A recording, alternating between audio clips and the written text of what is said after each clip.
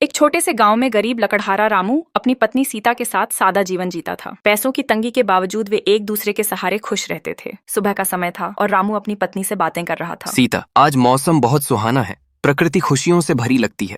मैं जानती हूँ जी, आप मुझे खुश करने के लिए ऐसा कहते हैं, पर हमारी हालत सच में अच्छी नहीं है। तुम ही बताओ, मैं क्या करूं?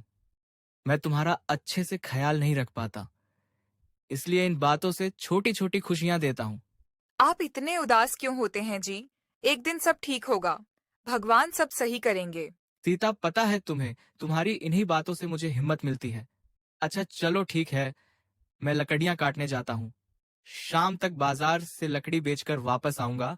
तब तक तुम अपना ध्यान रखना। ये बोलकर रामलाल लकड़ी लेकर बाजार की ओर चले जाता है और बाजार जाकर वह आवाज लगाकर लकड़ी बेचने लगता है, पर कोई नहीं आता। तब मोहनलाल नाराज होकर अपनी किस्मत को बोलता है। वाह रे मेरी किस्मत, हर दिन खाली हाथ लौटना पड़ता है। आज भी कोई नहीं खरीद रहा। ये बोलकर रामलाल उदास मन से अपने घर चले आता है। आ गए जी आप। आज फिर कुछ कमाई नहीं हुआ? हाँ, अब तो रोज का हाल हो गया है। तुम उम्मीद में मेरा इंतजार करती हो और मैं खाली हाथ आता हूँ। चलिए छोड़िए, चिंता मत कीजिए। आप हाथ मुंह धो लीजिए, मैं खाना निकालती हूँ।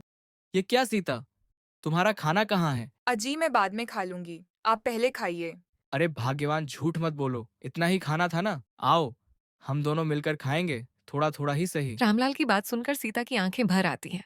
तभी सीता बोलती है। आप कितने अच्छे हैं जी, इतने मुश्किल समय में भी मुझे खुश रखने की कोशिश करते हैं। अरे सबके अच्छे दिन आते हैं, हमारे भी आएंगे, तुम चिंता मत करो। अब सोने जा रहा हूँ, सुबह फिर जंगल और जाऊंगा। इतने में सुबह हो जाती है। सुबह रामलाल की बीवी उसे जगाती है और बोलती है। अजी उठो, काम पर नहीं जाना है क्या?